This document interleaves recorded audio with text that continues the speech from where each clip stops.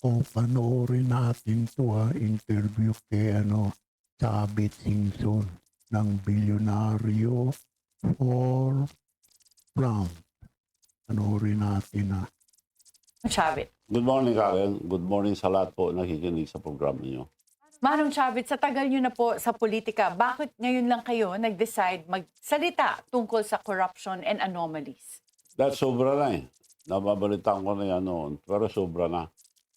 So that's the reason why I'm here, para sabihin, para maintindihan ng taong bayan itong graft and corruption. Now, susundan ko lang siya. Ang sabi niya, nakakaya kayo ang ginawa niyo sa flood control. Totoo na may Alzheimer siya, nakalimutan niya, kasama siya.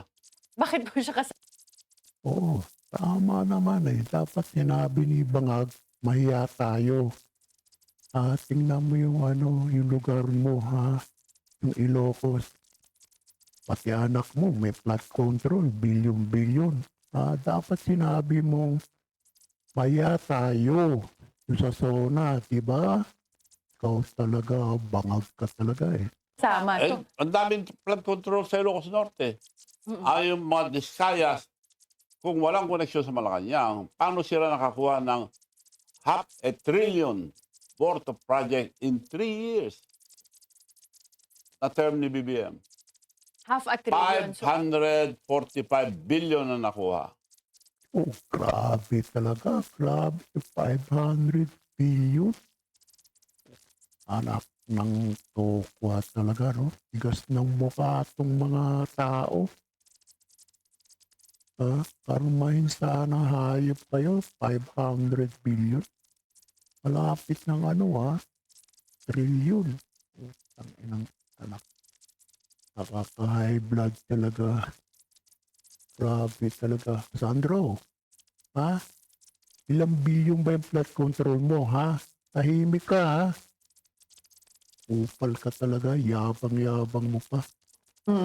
Sa 10 company ni Discaya, 4 sa construction company ni Discaya, nasa Ilocos Norte, contractor nila. Meron siyang 38 projects sa Discaya. Yung bagong mayor na pinili nila, 33 projects of Mayor Alcid. Kanila yon. so ito pong sinasabi ninyo na half a billion, Trillion. so over mga 500 billion pesos. Andito linagay nyo pala yung total. 545 billion total projects of the Discayas nationwide in the last 3 years under the Marcos administration. Yes. So, bakit ang paratang ninyo 500 billion under the Marcos administration. Wow, ang lakas talaga ng Diskaya. Palagay ko 50% yan napupunta sa mga Marcos ay may koneksyon ang mga Diskaya sa Pangulong Marcos? Sila contractor all over. Paano makakakuha isang... Kami nasa construction ng tatay ko, contractor pa nung araw. Hindi kami nakakakuha ng ganito.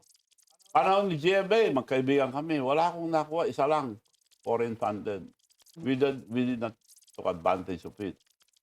Ito, in 3 years, nakakuha ng 500 Billion. 45 billion. Paano niya makukuha yung... Ang galing ng Diskaya, no?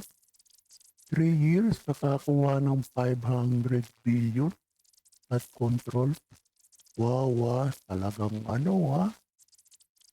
Tapos yung iba, nasa Ilocos daw, yung mga Marcos. O Sandro, gising-gising ka na, Tingnan natin kung makasuwang ka ng tatay mo, Kung wala siyang connection sa Malacanang. Walang approval Malacanang, hindi ka makakakuha ng ganito. Kagaya ko, contract niya ako makakakuha ng ganito. Bakit sa Malacanang po ba talaga ang approval? Hindi ba ang kausap dito pag nagbibid ka ay DPWH at para maglagay naman ng pondo, it's Congress and Senate? Pero sila nag-allocate dito, project nila eh. Kung anong na-allocate sa mga probinsya mo, alam mo yun. Alam nila. So yung mga ghost project, dyan nanggagaling dahil kung sobra ang kinukuhang porsyento para makabayad sila sa kinunan nila. Siyempre, magbabayad sila para makakuha ng maraming project. Mm. Is pasusubcontract naman. Kung yung nakasubcontract, gusto yung kumita agad, pasubcontract ulit, magiging substandard na yung project. Or, yun na ang umpisaan ng mga ghost project. So, dapat umpisaan dito yung mga ghost project. Mm. Pero kung sinasabi niyo pong involved ang presidente or alam niya na ganito karaming projects ang napupunta sa mga favored contractors niya. For example, ang allegation niyo dito is meron silang connection sa Discayas. Bakit po i-expose ng presidente ito?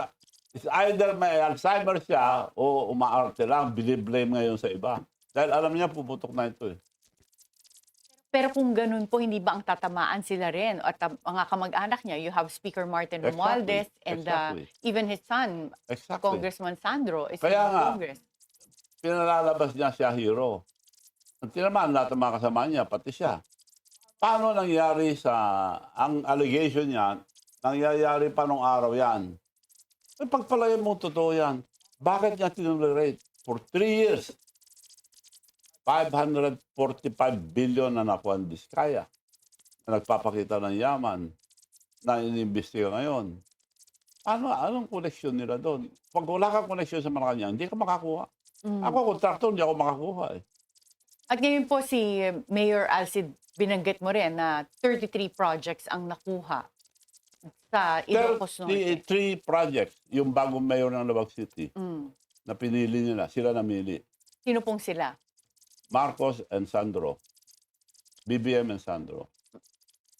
Dahil unang eleksyon, nung sinamahan ko si BBM, bakit nyo kontra yung pinsan nyo? Kalabanin, kasama rin natin yan para mabuo itong Ilocos Norte. Hindi na kasi maturuan eh, sabi niya. Sino po ang nagsabi nun? Sa BBM. Kaya yung pinalitan nilang mayor ay yung pinsan nila. Ang pinalit nila itong si Mayor Brian Alcid. Yes.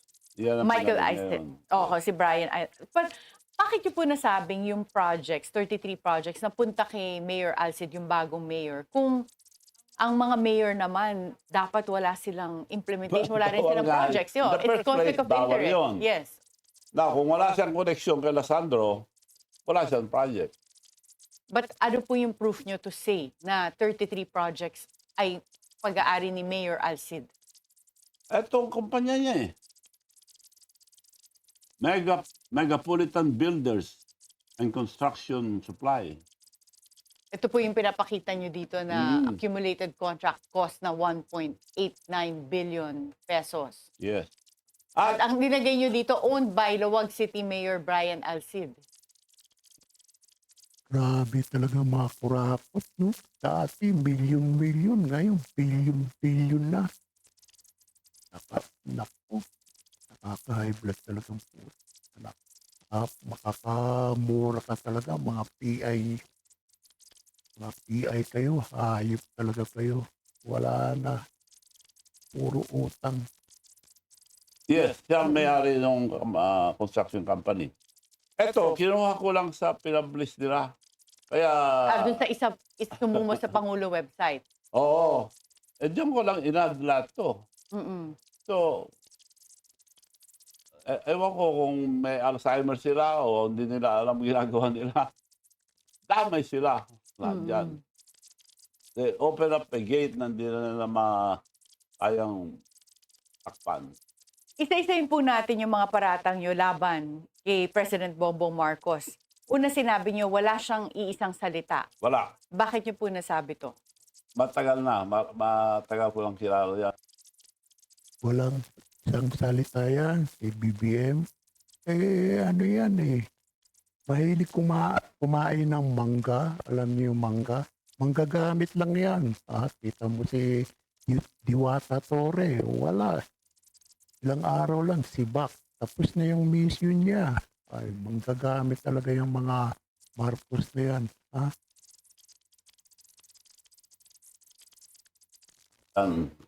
Magsasalita, hindi niya tinutupad. Bumayag lang ako sumama ngayon sa kanya na tumulong sa kanya ng gusto. Dahil akala ko magbabago na sila para matakpan na yung mga katiwalayan na nagawa sa administrasyon Basta Marcos, kailanman hindi magbabago yan. Ha? Kaya nga di ko binoto yan eh. Anak, naku, di ko binoto yan. Babago, hindi. Mas lumala pa nga kurakot eh. Kaysa sa tatay niya. Tigas talaga ng mukha yung bangag na yan. Ang kapit nila. Pagsasama, pagkakaisa, maganda. Dagdagan mo na education, ako pa sa kanya eh. Yan ang priority lang sasabihin mo. Gusto ko yun, pagsasama. Dahil ako, tagal na sa politics, napatawad ko lahat ng mga kalabang ko. Magkakaibigan na kami lahat, including Pare Erap. Even former President Era. Yes, dahil magkakasama, madali ako makipag-usap dahil hindi ko kasalanan pag aaway namin. Nabanggit niyo rin po na dapat ang sinabi ng presidente noong SONA niya ay mahiya naman tayo. Dapat. Dahil kasama, Oh, dapat mahiya tayo. Bangag, kasama ka. Huwag kang, di pwedeng hindi kasama. Kasama ka sa kurakot eh. kasi kasama ang probinsya niya eh. Kasama ang mga korap. Kasama ang mga nakakuha ng 545 billion, half a trillion in 3 years. Record yan. Mm. Palagay niyo po ba, it's possible na walang alam ang presidente na ang mga kumukurakot ay yung mga nakapaligid sa kanya pero hindi siya?